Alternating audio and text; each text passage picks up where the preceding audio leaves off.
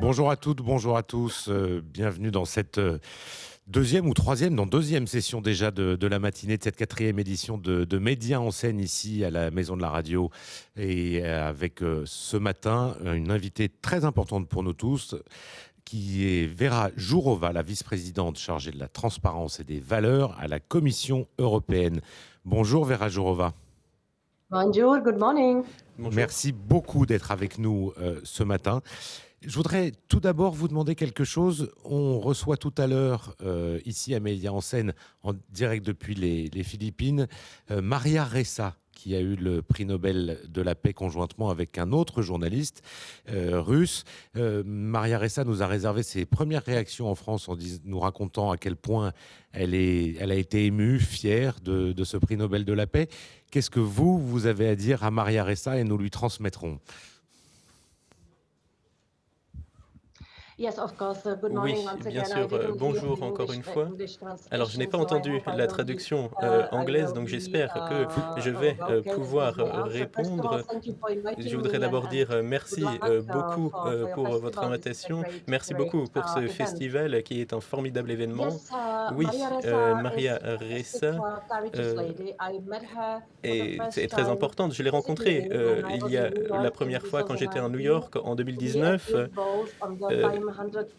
Nous étions toutes les deux sur la liste du Time des 100 personnes les plus influentes du monde.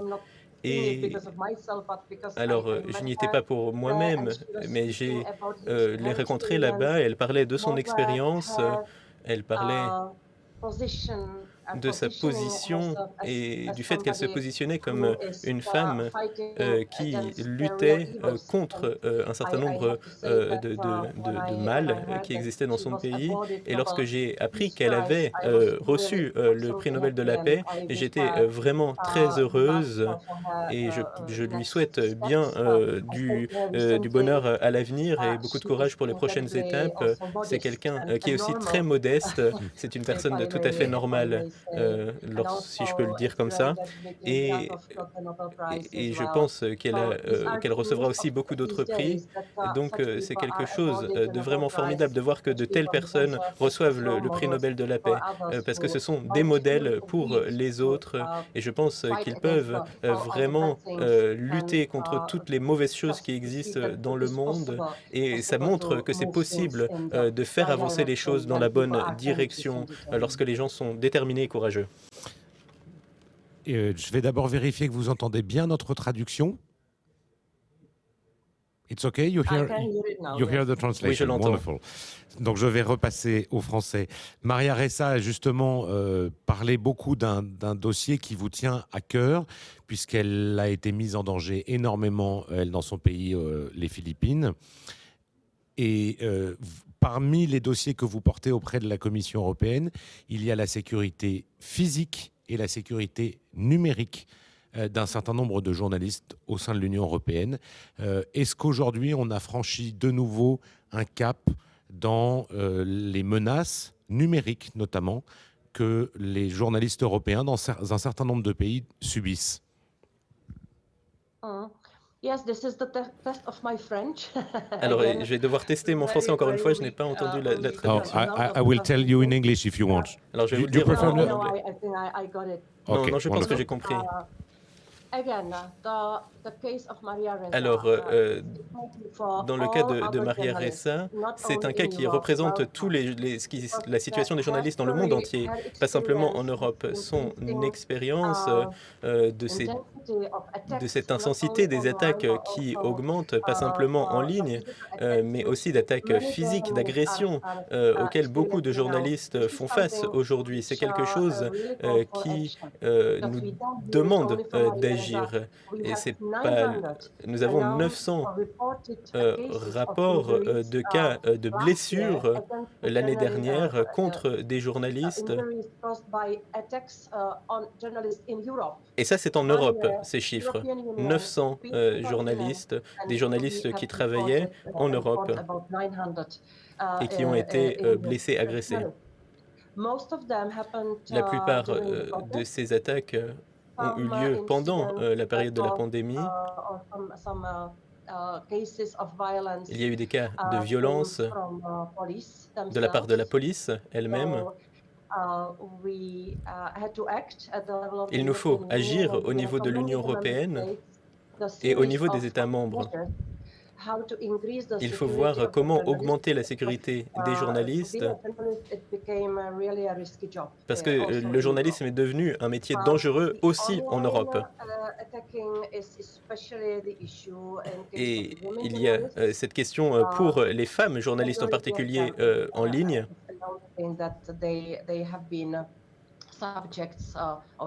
puisqu'elles sont elles font l'objet de ces violences en ligne. Mais il y a aussi des cas de violences hors ligne également, mais aussi des menaces contre leur équipement, contre leur logement, contre leur famille et contre la vraie base de leur vie finalement. Tout ça est très fréquent et donc il ne faut pas sous-estimer ces menaces en ligne. Et il faut faire en sorte que le cyberespace puisse être utilisé par les journalistes. Et ce que nous essayons de faire, c'est d'avoir un soutien psychologique pour ces journalistes, mais nous avons aussi d'autres projets et d'autres choses qui peuvent être faites pour que les journalistes puissent faire leur travail en toute sécurité et sans avoir cette peur que beaucoup d'entre eux ressentent. Il faut le faire parce que nous avons besoin de médias sains. Il faut que les personnes puissent faire leur travail sans problème parce que nous avons besoin d'eux pour notre société démocratique. Et je voulais aussi dire, nous avons besoin des journalistes et aussi de toutes les personnes qui peuvent travailler avec l'information, qui peuvent regarder les preuves, qui peuvent nous donner des faits vérifiés. Nous en avons besoin pour avoir confiance dans l'information et pour lutter contre cette infodémie qui touche la vie de tout le monde dans le monde. In this battle that you're leading in Europe, there are two different strategies. One is against and with governments to convince them to leave the journalists who work independently.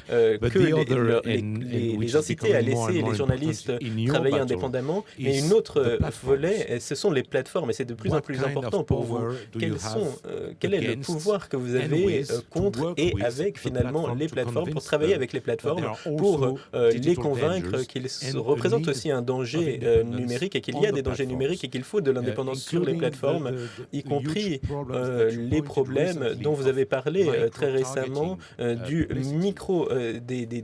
publicités micro-ciblées.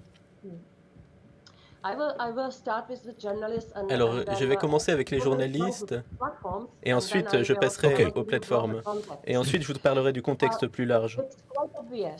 Il est tout à fait clair que le modèle actuel avec l'argent des publicitaires qui va aux plateformes de médias n'est pas viable, il n'est pas durable.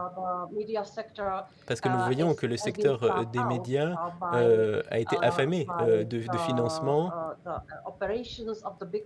par les opérations des grandes plateformes dans l'Union européenne. Et c'est pour ça que nous avons une nouvelle directive qui a pour objectif de modifier la situation et pour faire en sorte que les financements soient déviés. Et nous voulons que les plateformes également invitent les journalistes pour la vérification qui doit être augmentée et renforcée. Et nous avons d'autres étapes à venir, d'autres mesures qui seront prises pour rééquilibrer les différents pouvoirs sur le marché européen des médias. Ce que nous essayons de faire c'est d'avoir un paysage sain des médias, un paysage économique sain, en demandant aux États membres d'utiliser les financements du plan de relance pour le secteur des médias, pour que les médias indépendants puissent vraiment fournir de l'information à l'époque de la pandémie pour qu'ils puissent survivre et pour qu'ils puissent survivre cette situation économique difficile qui existait déjà pour les médias avant la pandémie. Il y a certaines responsabilités qui sont avec l'Union européenne, d'autres non, et donc il faut que les États membres travaillent plus pour défendre les médias. Et moi, je pense que lorsque le secteur des médias est faible, lorsque les journalistes sont en danger, eh bien, les journalistes ne peuvent pas se défendre des pressions économiques. Donc, il faut essayer de guérir ce marché, si je peux utiliser cette métaphore. En ce qui concerne les plateformes maintenant, alors, par où commencer? Nous avons un accord de confiance avec les plateformes, que ce soit avec Facebook, Google, TikTok et d'autres plateformes. Et alors, je vais le simplifier parce que nous n'avons pas beaucoup de temps. Alors, quels sont? Il y a 3 piliers à cet accord, mais ils ne sont pas contraignants. Premièrement, c'est supprimer le discours de haine de Internet et des plateformes. Deuxièmement, un accord pour avoir plus d'actions contre la désinformation.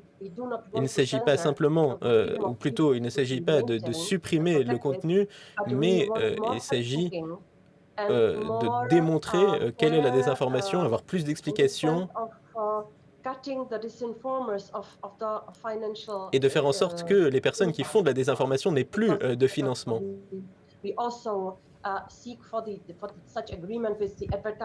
Et nous voulons aussi avoir un accord similaire avec le secteur de la publicité pour que ces personnes qui font de la désinformation n'aient plus accès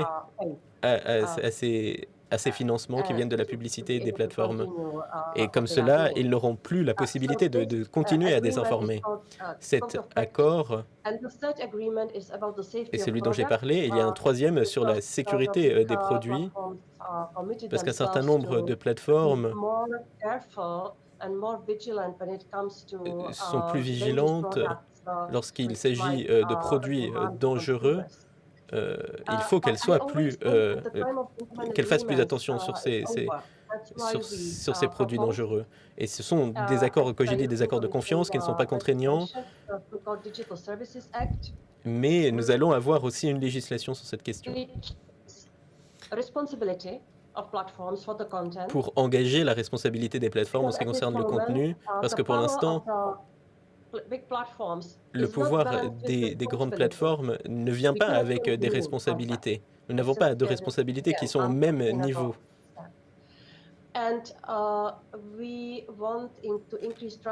Nous voulons augmenter la transparence pour savoir ce que font les plateformes.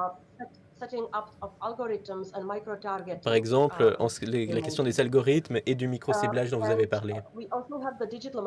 Et nous avons aussi une législation qui a été proposée sur les marchés des médias digitaux et qui doit réduire les monopoles et le pouvoir des plateformes sur les marchés européens.